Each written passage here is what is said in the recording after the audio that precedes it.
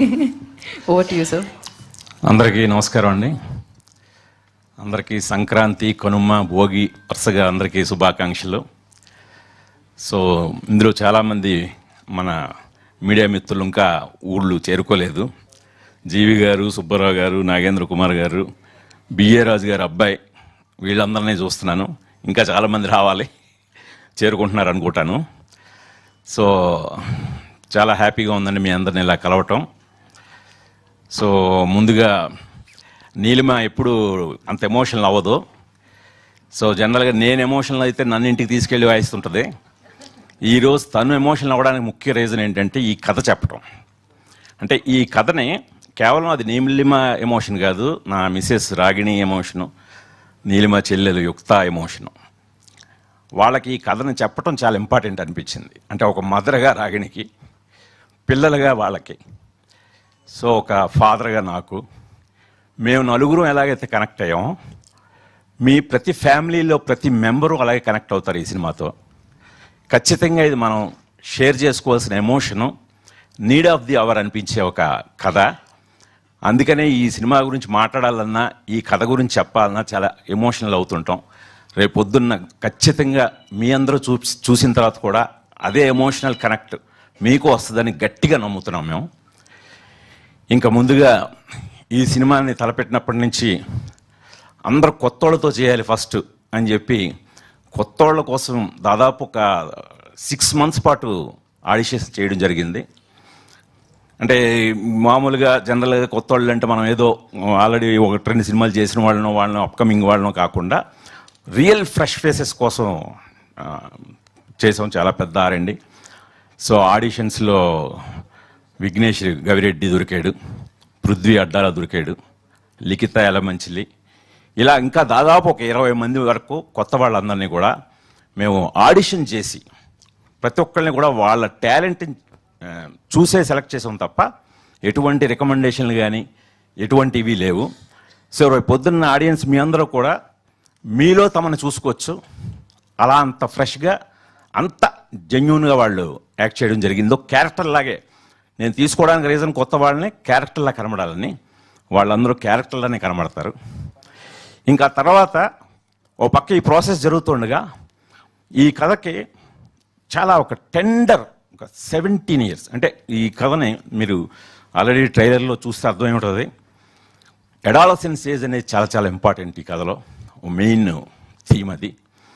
ఆ adolescence age కోసమే నేను ఈ కొత్త వాళ్ళందరినీ, విఘ్నేష్ వీళ్ళందరినీ కూడా తీసుకోవడం జరిగింది. వాళ్ళందరూ పర్ఫెక్ట్ 17 years old కిడ్స్ వాళ్ళందరూ. సో అదే ఏజ్లో నాకు ఒక అమ్మాయి అవసరమైంది.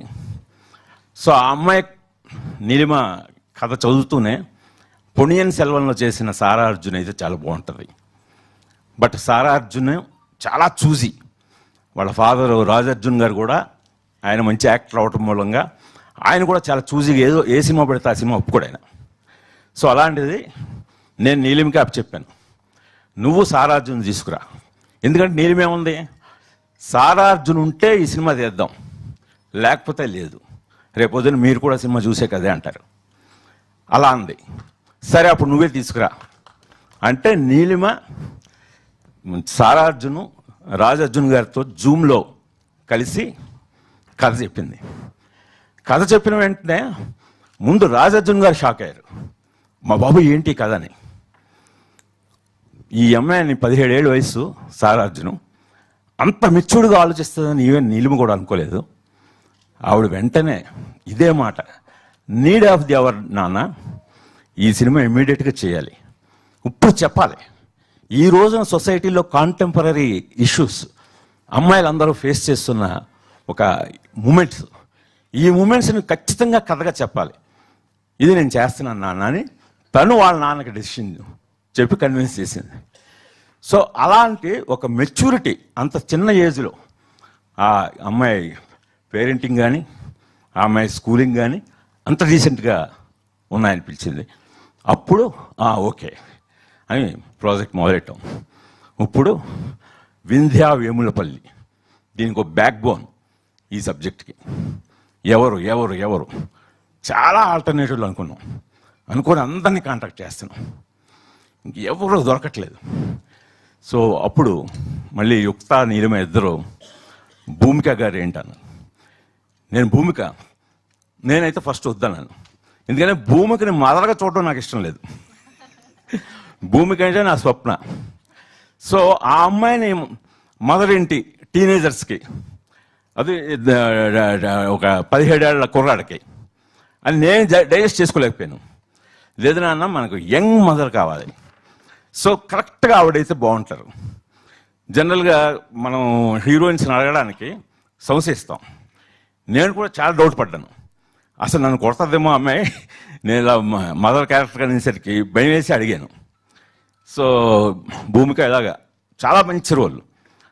అంటే ఖచ్చితంగా నేను ఒకటి చెప్తున్నాను, ఒక్కడిలో స్వప్న అనే క్యారెక్టర్ తోటి నువ్వెంతటి రెస్పెక్ట్, ఎంతటి అప్లాజ్ గెయిన్ చేసావో దానికి రెట్టింపు ఈ సినిమాతో గెయిన్ చేస్తావు, అదైతే చెప్పగలను. అలాగే నీ పెర్ఫార్మెన్స్కి కూడా విపరీతమైన స్కోప్ ఉంది. పెర్ఫార్మెన్స్ ఓరియంటెడ్ అంటే స్క్రిప్ట్ పంపింది, ఫుల్ స్క్రిప్ట్ పంపించాను అమ్మాయికి. ఫుల్ స్క్రిప్ట్ డీటెయిల్గా చదివి ఐఎమ్ డూయింగ్ ఇట్ అంది. అది హ్యాట్స్ ఆఫ్ అమ్మాయికి. ఎందుకంటే ఈ రోజుల్లో ఒక టీనేజ్ అంత యంగ్, భూమికనే అమ్మాయి యంగ్. సో ఇప్పటికీ ఒక్కళ్ళు ఎలా ఉందో అప్పటికీ అలాగే ఉంది. ఏమైనా మార్పు చూసారా మీరు? సో అలాంటి అమ్మాయి ఒక 17 years సన్నకి మదర్గా ఒప్పుకుంది. హ్యాట్స్ ఆఫ్ భూమిక. నిజంగా నీలాంటి యాక్టర్స్ కేవలం గ్లామర్ అని చెప్పి మేము ఇదే చేస్తాం, వాళ్ళు 50 years 60 years అయినా మేము కిడ్స్ 5-6 years కిడ్స్కి మదర్గా అయితే చేస్తాం తప్పితే టీనేజర్స్కి చేయమనే రోజులు ఇవి. వాటన్నింటినీ బ్రేక్ చేసావు. నువ్వు అది బ్రేక్ చేసినందుకు రేపు పొద్దున ఆడియన్స్ కూడా ఖచ్చితంగా అప్రిషియేట్ చేస్తారు, అది నేను చెప్తున్నాను. సో అలాగా ఇంకా భూమిక గారు ఆన్బర్డ్ వచ్చారు. సో తర్వాత గౌతమ్ వాసుదేవ్ మీనన్. సో ఆయనకు ఒక చాలా జెంటిల్, ఒక డైరెక్టర్గానే ఆయనకు ఒక మంచి ఒక ఇమేజ్ ఉంది, యూత్లో మంచి ఫాలోయింగ్ ఉంది. సో నాకు అంటే ఒక కమిషనర్ క్యారెక్టరు, ఏదో ప్రీచీగా ఉండే క్యారెక్టర్ కాదు అది. చాలా వెరీ జోవియల్గా మీరు చూసే ఉంటారు అంతకుముందు టీజర్లో నాటిల్లోనూ. ఒక చాలా న్యాచురల్గా రియలిస్టిక్గా జోవియల్గా ఉండే ఒక ఆఫీసర్లకు కావాలి. సో కరెక్ట్గా ఆయన కూడా కథ విని ఆయన నేను చేస్తానని చెప్పి ఆయన ముందుకు రావటం.